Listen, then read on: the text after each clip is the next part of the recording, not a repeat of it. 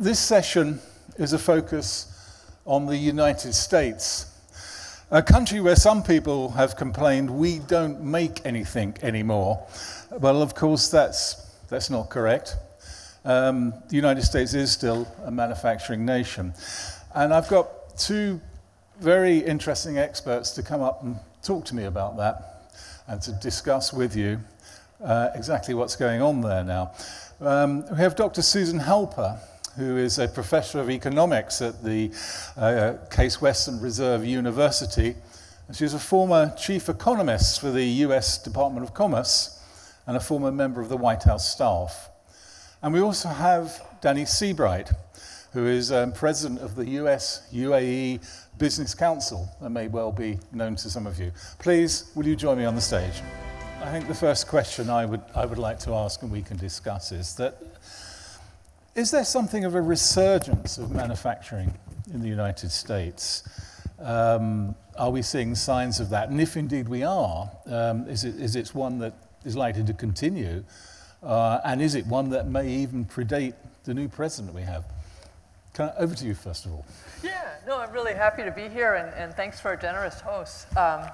So yeah, I think what I want to say is that manufacturing in the U.S. Has grown, and kind of an intermediate story here, where so between about 2000 and 2010, the U.S. lost a third of its manufacturing jobs. And then between 2010 and 2015, gained back about 800,000 jobs. In the last year or so, it's been relatively stagnant. And so I think, in fact, yes, there were a number of Obama administration policies that I think can be credited with some of that resurgence. The rescue of the auto industry, the setting up of some institutes for applied manufacturing modeled on the German Fraunhofer, some grants for apprenticeship. I think all these things have started a resurgence. I also think some developments in the private sector, so increased awareness of some of the hidden costs of manufacturing far away.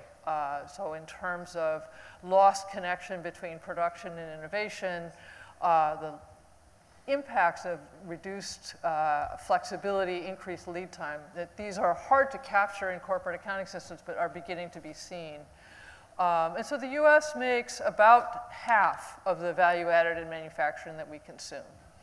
And so I think then that potentially there's a room to increase this number. I don't think a huge number, but I think that it's about 9% of the U.S. workforce is in manufacturing. You could see that go up to maybe 10 or 12%. So this is, I think, a very intermediate position between the people who say manufacturing is inevitably going to decline and then this idea that all jobs will come back. I also think what's up for grabs is the quality of those jobs. And I don't see this as inevitable and driven by technology. So we see a couple of developments. So one is increasing number of engineering jobs, a lot more requirement and use of problem solving on the shop floor, so creating good production jobs. But we also see really horrible jobs created at minimum wage, temporary jobs with no job security and no training. And so you've actually seen an increase in industrial accidents in the US. And about a third of all manufacturing workers are eligible, manufacturing production workers are eligible for public assistance. So I think a policy really is going to say, which direction do we go? And I think not only public policy of the kind that we've had in the past, but also corporate policy.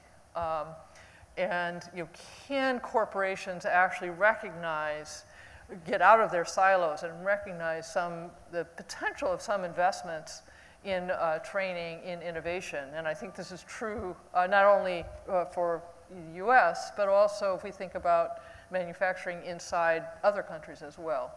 Okay, thank you. I should say, if we could hopefully have a few moments to take some questions, so if you want to make a note of some questions, please do so, and we'll try and take those at the end. Danny, from your perspective, give me your opinion. What do you see, and what's happening? Well, first I want to say thanks to the hosts, Badr Olama at Strata, who was the driving force behind organizing GMIS, and also to the Economist for the great job you're doing as a partner. Very, very pleased to be here, and of course to share the stage with someone as eminent as Susan, Dr. Helper. You all know that we've elected a president in the United States named Donald Trump.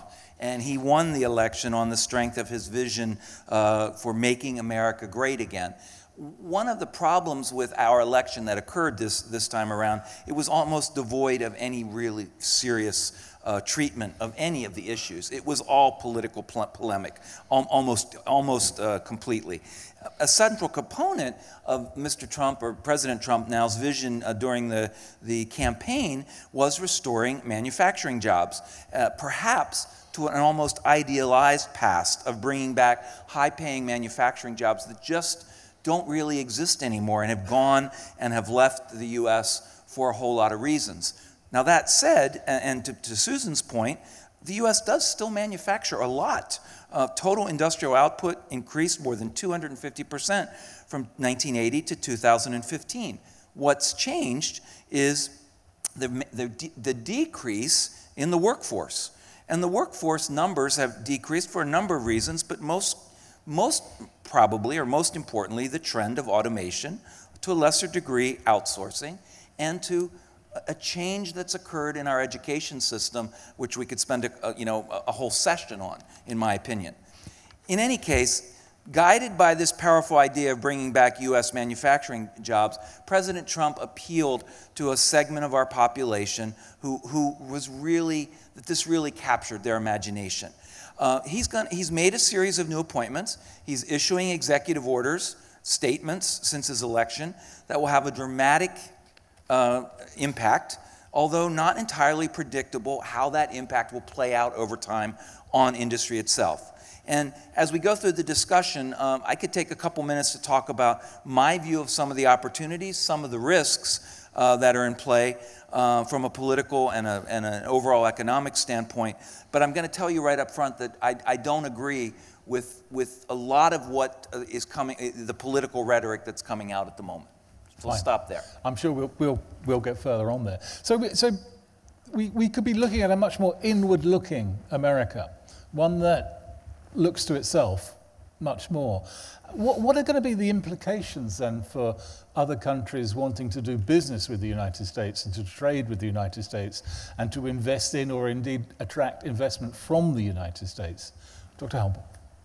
Well, I think the U.S. has been a kind of engine of growth for the world. I think, and one of the reasons that manufacturing job growth has stagnated in the last year is austerity, frankly, in other markets, particularly Europe. And I think that a more inward focus on, for a variety of countries, could actually be quite beneficial. And I think we've seen it may be time to kind of think not just about between countries, but within countries, how we raise standard of living. So if we think about NAFTA, for example, in both the US and Mexico, we've seen increases in GDP per capita, but we've seen stagnant wages for the bottom half of the population. And so I think an inward focus of reinvesting in our own infrastructure, which is crumbling, particularly as we come to all the brand new great things here, reinvesting in our education system and healthcare, I think will be a great thing for America. I think it's also a strategy that other countries may offer, may adopt as well. Danny, please. I'd offer that I think many U.S. manufacturers and business leaders are at home in my country are very enthusiastic about a Trump administration. After all, President Trump is a businessman. One could argue about how successful he's been or not been over time, but he is a businessman who surrounded himself with fellow businessmen and women in the administration. He appointed the former CEO of ExxonMobil, Rex Tillerson, as America's top diplomat. Moreover, he's demonstrated a preference for businessmen over bureaucrats and academics when staffing key administration posts. This is evidenced by the appointment of former hedge fund manager Steve Mnuchin from Goldman Sachs as Treasury Secretary and billionaire investor William Ross as the Commerce Secretary. President Trump has also made a point of soliciting the advice of the business community, particularly manufacturers.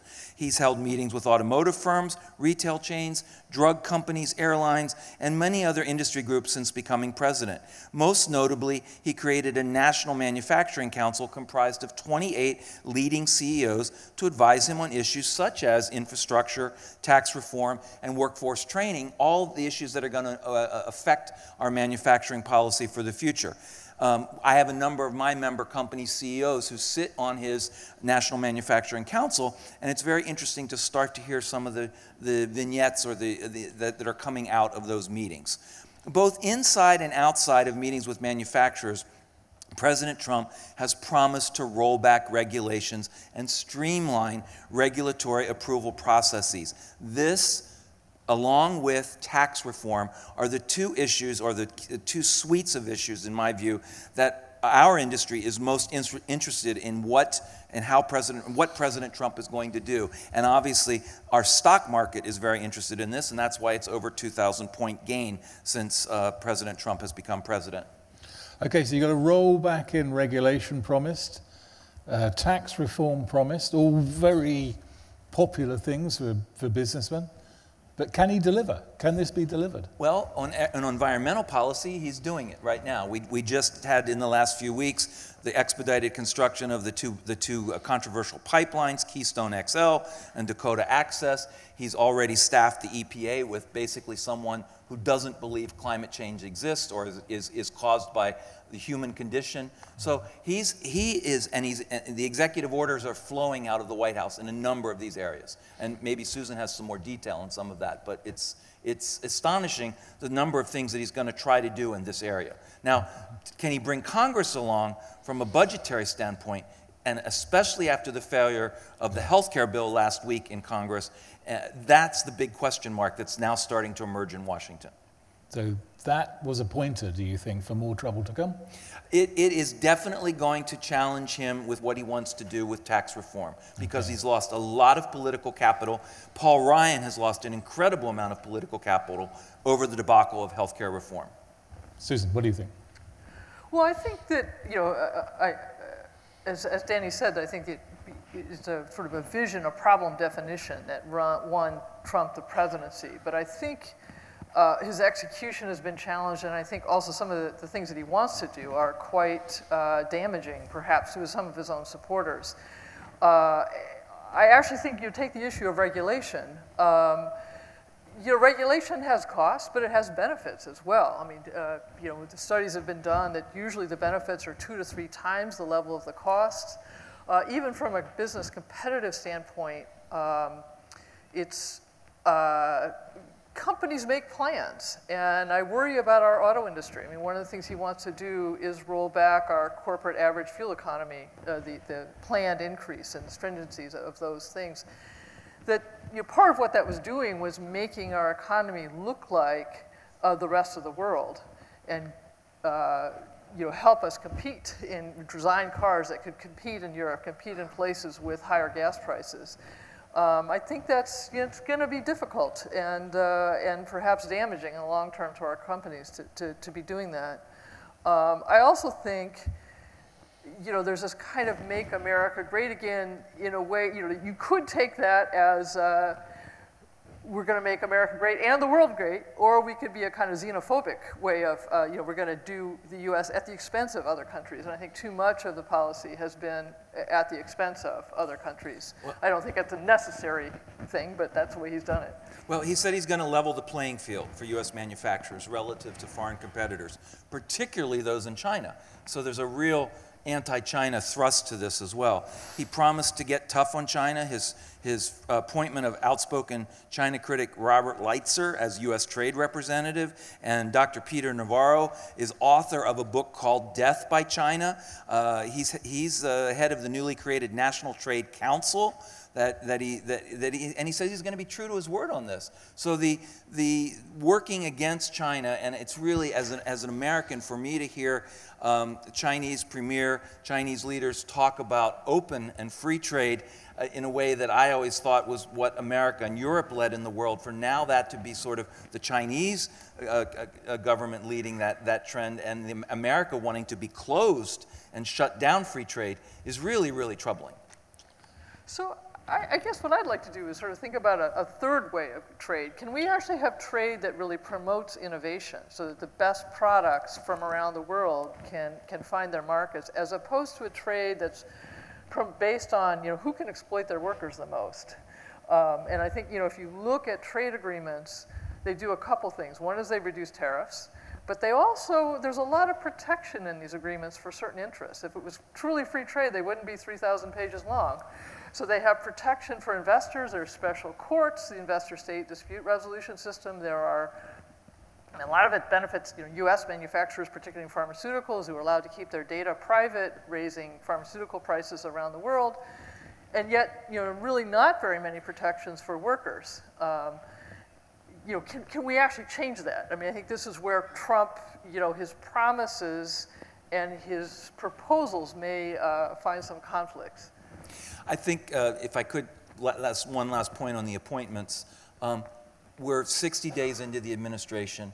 We have something in Washington called the Plum Book, where all of the new president's the jobs that he gets to appoint, or she would get to appoint, it's about a little over 4,000.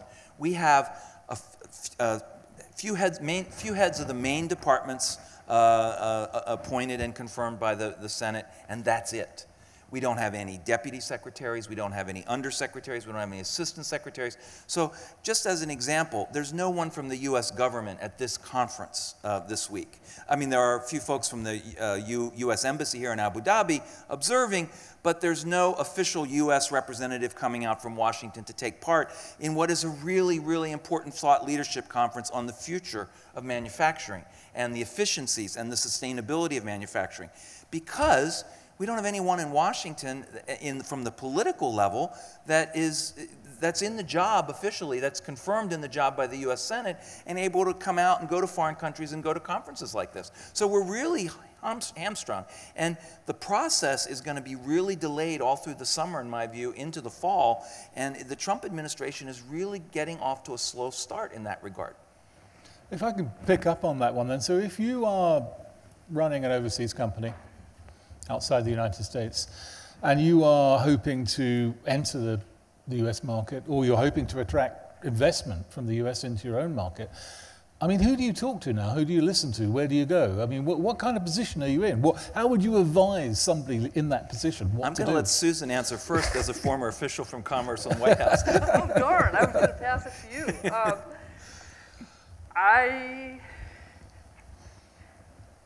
Yeah, I mean, one of the things I guess I learned personally from my time in D.C. was that it's one thing to sign a trade agreement that lowers trade barriers. It's another thing to actually take advantage of that and figure out how to compete in another market and learn a bunch of rules about how do you gain access to that market in practice, whether you're exporting from the U.S. or importing to the U.S. And there's a whole staff that does that, and I guess your point is that staff is hamstrung and looking for direction seems quite right to me. Right. Look, I'm telling my companies if they ask that this is just going to be a process right now that's going to take time. We don't know what a lot of the Trump administration's real policies are going to be. They haven't been written yet. There's campaign rhetoric, but he and his team he's now the president, and just for example, a U.S. embassy working in a foreign country has to start getting guidance and talking points from Washington to tell its diplomats and its ambassadors what the administration is promoting. That isn't happening yet on a whole lot of trade issues or investment issues or manufacturing issues. It's happening on security. It's happening with executive orders and on bans of travel and things like that, but it's not happening in this whole other suite of issues. But maybe if I could say a positive thing, I mean, I think there's a lot of fundamentals in the U.S. that remain positive. Correct. And particularly for investment, that you know, there's a large market in the U.S., that investing to serve that market locally, the kind of Honda has a mantra of build where you sell. I think there's a lot of to be said for that, and that the U.S. is a great place to invest. I think, you know, seeing those fundamentals, seeing the rise in labor costs around the world, seeing the benefits of being close to a large market, all those things are still there. I think one of the things that both U.S. and foreign companies can do is maybe reduce some silos that make it difficult to value investments. I mean, the U.S. is a relatively high-wage country. It's also a high-productivity country. And so it maybe take a little bit of reduction in silos to understand the benefits, where, you know, your HR side sees costs, but say if you're thinking about doing a training investment, you can see benefits from your operations side, but you need to use some big data techniques to actually marry that and see those outcomes. And so for example, I worked with my old colleagues in the Department of Commerce to release a report recently about apprenticeship. And one of the companies actually we worked with was Siemens, and found that when we helped them marry their HR data and their production data, they get about a 40 to 50% return on their investment in apprentices. So they're investing $200,000 in high school graduates, so 18-year-olds. But the ability that they have to understand what they're doing and mix the fundamental understanding of principles with the practical application they're getting at Siemens really, really pays off, and we could see it in their data. Indeed, I mean, you're beginning to see benefits in other countries with apprenticeship schemes, particularly because you're talking about quality of jobs. I mean, unskilled labor is going to be the most vulnerable, I guess, and the way to turn that unskilled labor into some kind of skilled labor is perhaps through apprenticeship schemes. I guess, you know, unfortunately, I see there's also a lot of rise, particularly in the U.S. South, of these very low-wage, very dangerous jobs with a lot of production pressure. And so companies, you know, can come there, pay very little tax. I don't think it's a great way to develop a country or a state, but I do see that as a potential future. So I see sort of two problems with robots. One is too many robots, the other is too few robots. Susan, I was going to ask you as an educator, the American education system is just going through this huge reform movement right now. And when it comes to manufacturing and it comes to productivity, don't we need a whole lot more people coming out of secondary school that go to community college, go to a technical school, and get trained to do or to make something in that way, instead of going to a four-year university or college and studying philosophy or history or something like that? I mean, do we need to go back to basics in some ways with education? And is that something that Trump might actually propose? I think it is. So I'm all in favor of increasing apprenticeships, and I think it's really important because of this mix of practical and fundamental skill. I actually am also in favor of increasing four-year college degrees. Only about 30% of Americans graduate from college, a four-year college, so it's not like it's saturated. And you know, we talk a lot about the need for people, kids that are going to have multiple jobs over their lifetime, and I think you have to know how to learn how to learn. And one of the things I worry about in community colleges, so I think that the worst is no training. Second worst is a kind of 6-week boot camp about here's the button you push on this machine, push it, you know. And then when the machine changes brand or there's an evolution of technology, you're sunk. The third, I guess I would see, is the apprenticeship, where you learn something about physics, you learn something. And then the fourth, I still think that there's a lot of value to the philosophy, and not least in making people good citizens. I mean, I think part of the things we've seen is a decline in the political culture of the U.S. That's going to hurt us economically as well. So I agree with you on let's increase apprenticeship for the reasons you said. I think that's key to the manufacturing policy that's going to come. I'm hearing a lot of people talk about that. Can I move to the question of sort of what sort of jobs could be brought back, if indeed there are jobs that could be brought back? I mean, we've seen some reshoring in America. We've seen promises of new investment. But companies I've spoken to that are doing this and bringing production that, or starting up production that has some cases been done overseas and bringing it back and putting it in America, often the reason is nothing to do really with cost. It's to do with time to market, or being closer to R&D, or being that they can react more quickly to fashion trends and things like this. I mean, there's an Adidas factory opening in America shortly, which is going to make trainers, which are traditionally made in China and Indonesia and Vietnam. But it's only going to employ a couple of hundred people to make 500,000 trainers a year. The rest is going to be 3D printing and robots and things like that. So what sort of jobs will come back? Because these aren't the jobs that left. So I guess I would say two things in answer to that. So one is we should think about counting, the robots have to be maintained and designed by somebody. Okay, yeah. We may not count those jobs in manufacturing, but they're jobs, and they're very good jobs. And I think that also points to this idea. People often will say, well, labor-intensive work like apparel and shoes will never come back.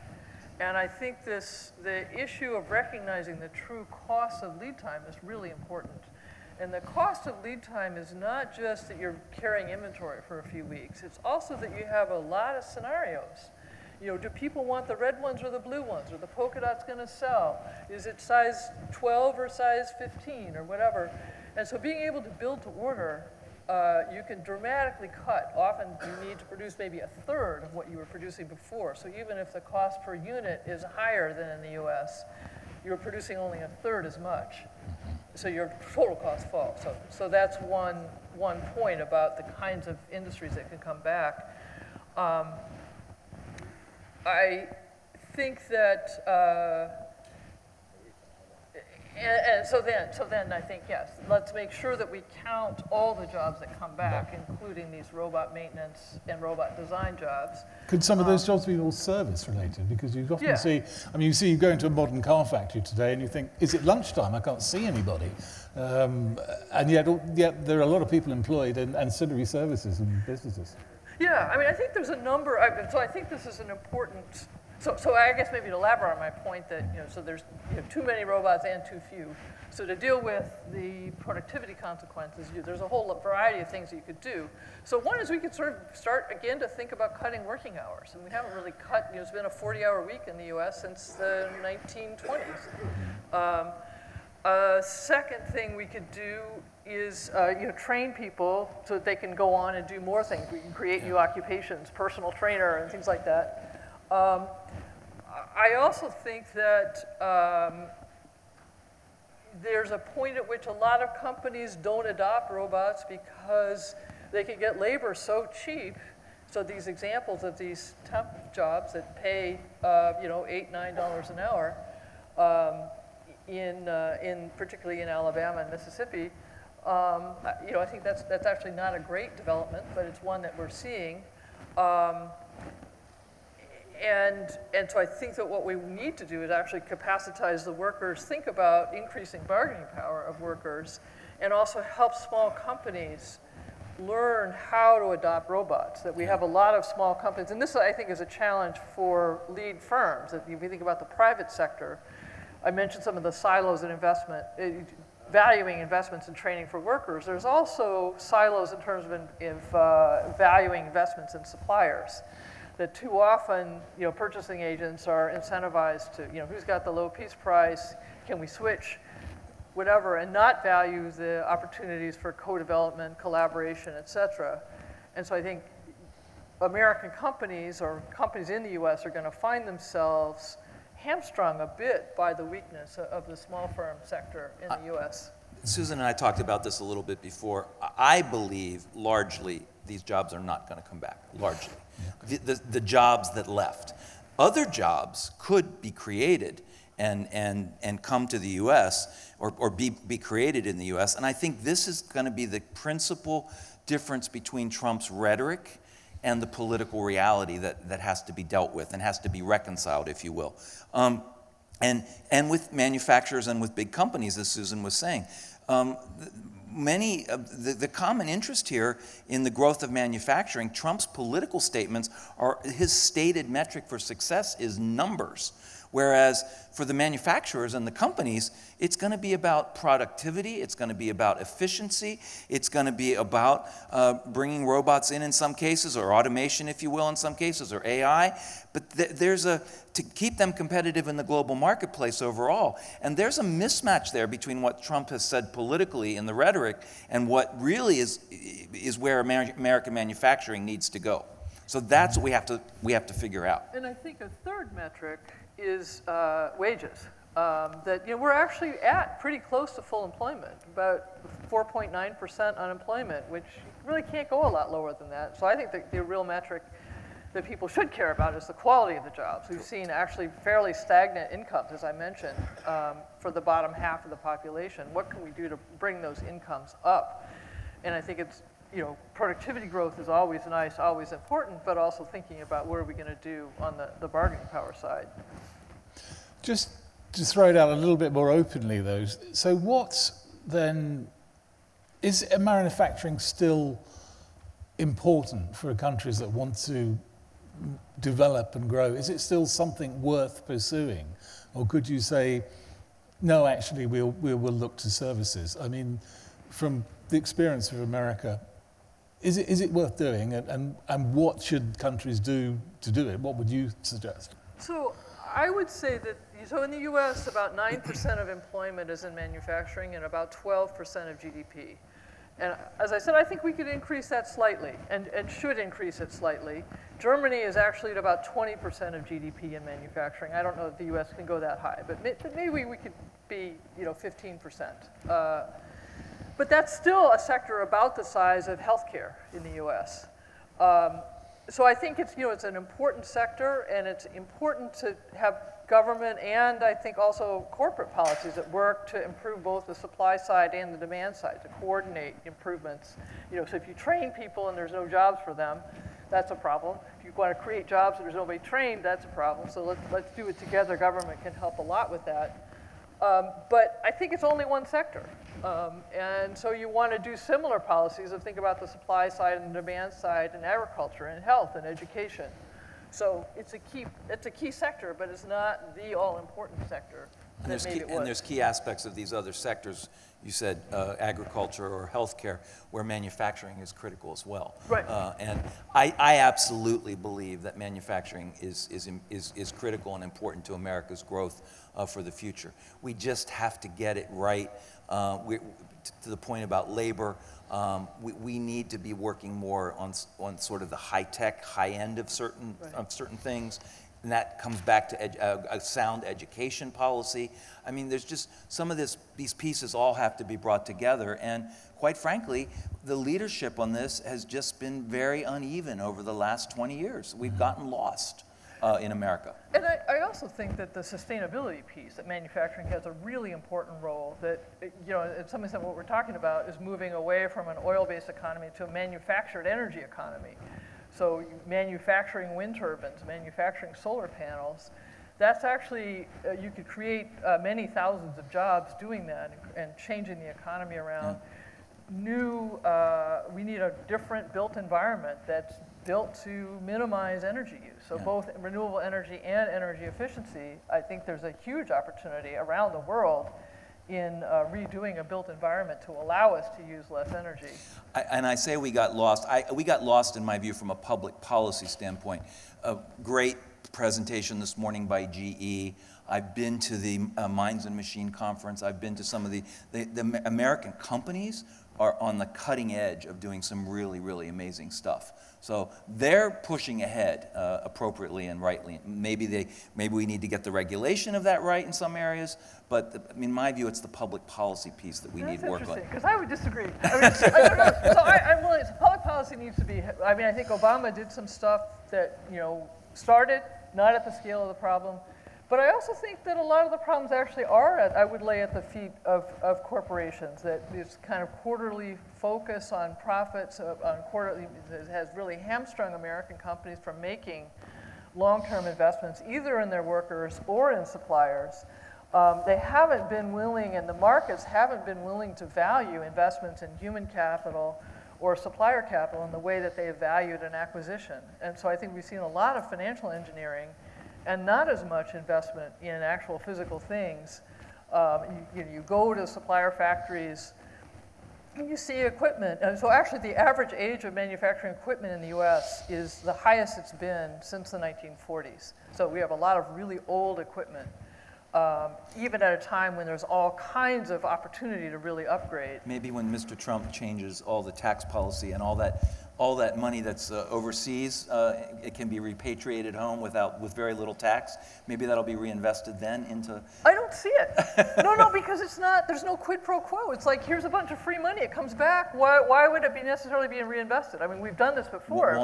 Won't there be incentives put in place to make companies? Well, I guess the question is, would it be carrots or sticks? Might be tweets at 3 a.m. Yeah, which I'm not opposed to always. Okay, from 3 a.m. tweets. I think let's open it up. Have we got any questions from the audience here that we could take to our panel? We have one just over here, sir. Can we have a microphone? Do we have a microphone around? There's one coming down. We know it's after just lunch, so here, we're trying to spice it up here. Exactly. Keep people awake. Yes, we've got a microphone that's on its way. You can speak loudly. And we'll repeat the question. Yeah. Actually, here you are. Thank you very much. Thank you so much. This is Khalid from Saudi Arabia. I actually enjoyed the dialogue so much, and thank you for that. Thank you. Very valid information and the views that you shared with us. You've talked about Donald Trump's new policies and the changing that is happening, and he's surrounded by businessmen and CEOs as well. And too many people have already criticized that thing, and it's saying it's against America as how it used to be, and we're advocating for the open markets and liberalizing the borders with the countries. On the other hand, we know that China is growing on a faster shape. US economy used to contribute around 20 to 22% of the global GDP 40 years back, but it's declining to around 15 or 14% recently, while China is actually closely to surpass the US within a year or 2 years expected. Now, don't you see any positive signs or any significant change might happen or might occur with the new system or the new way of managing the country with the Trump? Is there any positive thing? Though I'm agreeing with you. Go ahead. I think we're both saying there's the potential for a lot of positive here with the president's policies, but I guess I'm saying we need to, because of the leadership vacuum, people in place, this is going to take a little longer to play out, and we have to be careful and attentive and watch and be engaged. Yeah, I would agree. I mean, I think in terms of, problem definition and raising awareness of that the way that the U.S. has done globalization has not benefited the majority of American people. I think that's really important and really valuable. I think his proposed solutions would actually make the problem worse. Okay. So. There we go. Any other questions here? There's one over there I can see with your hand up. Yes, sir. Have we got a microphone? Just coming around to you. The microphone's on its way. There we go. You got it, sir. Thank you very much. My question is, of course, it's also about President Trump. What would be the effect on the research area? Because I believe also with these new immigration, I would say, tendencies, that might have an effect also on the research fields. And I think more than 50% of all PhD students in the US do not have US background, and I wonder how your estimation would be. Thank you. That's an outstanding question, and thank you for asking it. America has been built over the centuries of our existence on immigration and the best and the brightest coming in and looking for a new opportunity and a new chance. And there has been a chilling impact. I think the Saudi student numbers, obviously they went down right after 9/11, but they climbed back up to over 100,000 students in the US. They're down to 60,000 now. I just saw a report from the Saudi government in the last week or so. So just you know, from this region alone. But you look at India, you look at China, you look at the anti-immigration sentiment that's been unleashed in the United States. I mean, this is a worry. This is worrisome, and we need to get in front and get around this, because our country is built on being open and allowing the best and the brightest to come and contribute. No, I would agree with that, and I guess I'd point out another aspect of the policy that I think is bad for innovation, which is cutting the budgets of government. Is a relatively small part of R&D financing in the US, but it often provides a very important catalyst. And those budgets are either flat or falling in what's been proposed by President Trump. So yeah, I worry about it. I mean, I think, you know, the US right now, US manufacturing right now is kind of caught in the middle between US and, I would say, Mexico and China. We're not low wage like them, but we're also not high skill like Germany. You know, I'd like to see us move in the high skill direction, but these difficulties in innovation, hurdles that we're setting up, are making that more difficult. Okay, we're going to have to wind this up. Well, I've got a few seconds to abuse my power and come back with one final quick question. Okay, Mr. Trump has departed the White House. You are now in charge. Tell me the one lever you would pull. On manufacturing? On manufacturing, on revitalizing the economic growth of manufacturing. You can pull two if you like. I think I would like to see a big policy to jumpstart building renewable energy infrastructure in the US. I think that would employ a lot of people. It would you know, show leadership around reducing climate change, which the US is a big contributor to, and promote innovation. So that would be my lever. Okay.